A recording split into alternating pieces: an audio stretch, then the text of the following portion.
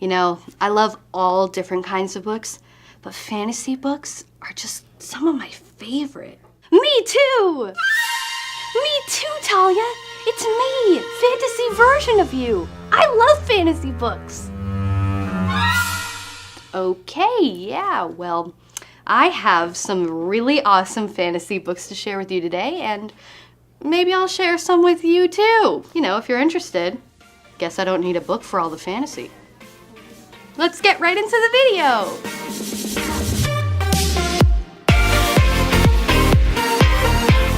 Hello everyone, and welcome to another Book Talk with Talia. In today's video, we're going to be talking all about some awesome fantasy books that you might want to check out. But before I get into the fantasy books, don't forget to hit that subscribe button so that you don't miss a single one of my videos. And don't forget to hit the post notification bell so that you always get notified whenever I post. Without further ado, let's get right into the video. If you're looking for something with magic and monsters, you might want to check out Watch Hollow by Gregory Funaro. This book follows the Tinker family, 11-year-old Lucy, 13-year-old Oliver, and their father. One day, Lucy's father, who fixed clocks, gets a very mysterious but high-paying job offer to fix a cuckoo clock in an abandoned mansion called the Bradford House. Of course, Lucy and Oliver get to live in the house while their dad fixes the clock for the summer. As time starts to pass, they both realize that the house isn't normal. Even the shadow woods that surround the house aren't normal. It turns out that the woods are enchanted and inhabited by a monster called the Gar that wants to take over the Blackford house for itself. Now that the truth is out, it's up to Lucy and Oliver to save the house, protect their father, and all of the magic from the Gar. And that was Watch Hollow by Gregory Funaro. One book that has wizards, princesses, and a blue tiger with wings is The Secret of Zune by Lee Edward Fody. Our main character, Oswald Sparks, also known as Ozzy, lives in a boring apartment with his aunt. His parents get to travel the world, but he's basically stuck where he is. One day, a pipe bursts in Ozzy's apartment, so he has to go find the building maintenance man to fix the pipe.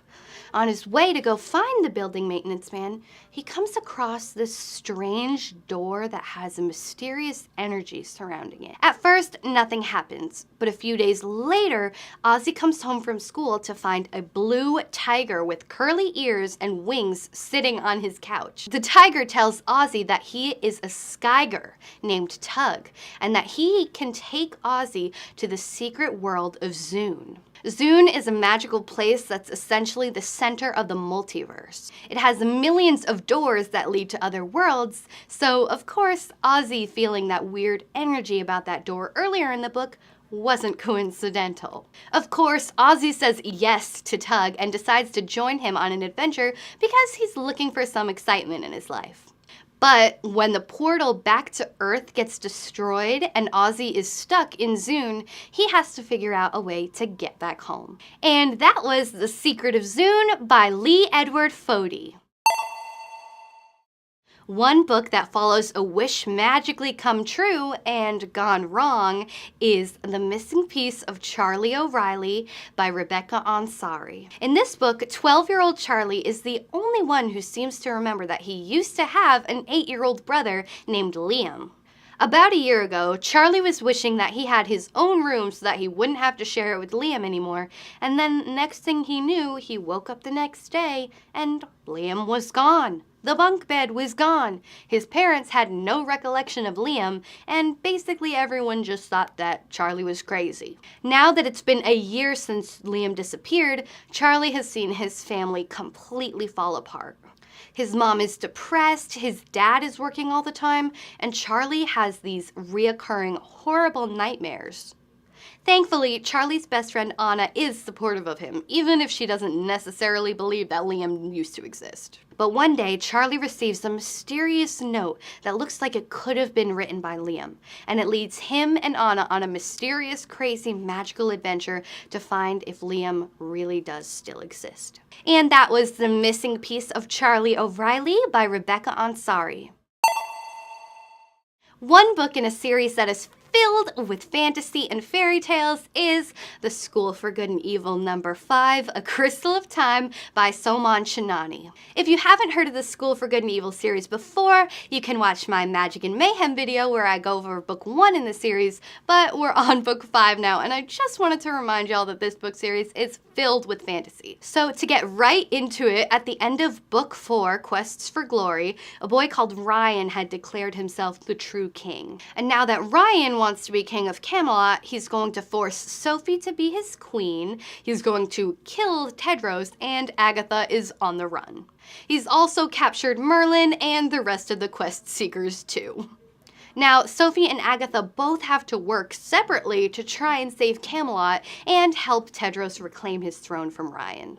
If they don't, Ryan might be able to kill Tedros and completely rewrite everyone's stories. Agatha was able to escape from Ryan in the last book, so her portion of the story is told as she's essentially on the run, and Sophie is said to be wed to Ryan, so her portion of the story is told leading up to her wedding. And that was The School for Good and Evil #5, A Crystal of Time by Soman Shinani. If you like the fantasy that can come with alternate universes, you might want to pick up Sisters of Glass by Naomi Cypress. Our two main characters are 12-year-old Nala and Halan, who may look alike but are very different. Nala is a poor girl who lives with her father in a world where magic is completely forbidden. Unfortunately for Nala, even though magic is forbidden, she has magical abilities that are incredibly hard for her to control. Of course, Nala knows that she has to keep her powers under wraps, or else she and her father could both get in huge trouble with the government. And all Nala cares about is her family and keeping her father safe. Now, Halan's life couldn't be any more different than Nala's. Halan is a princess. She lives in a world filled with magic, but she has none of her own. All of the previous royals in her family had magical talent, so it's really strange that Halan doesn't have any.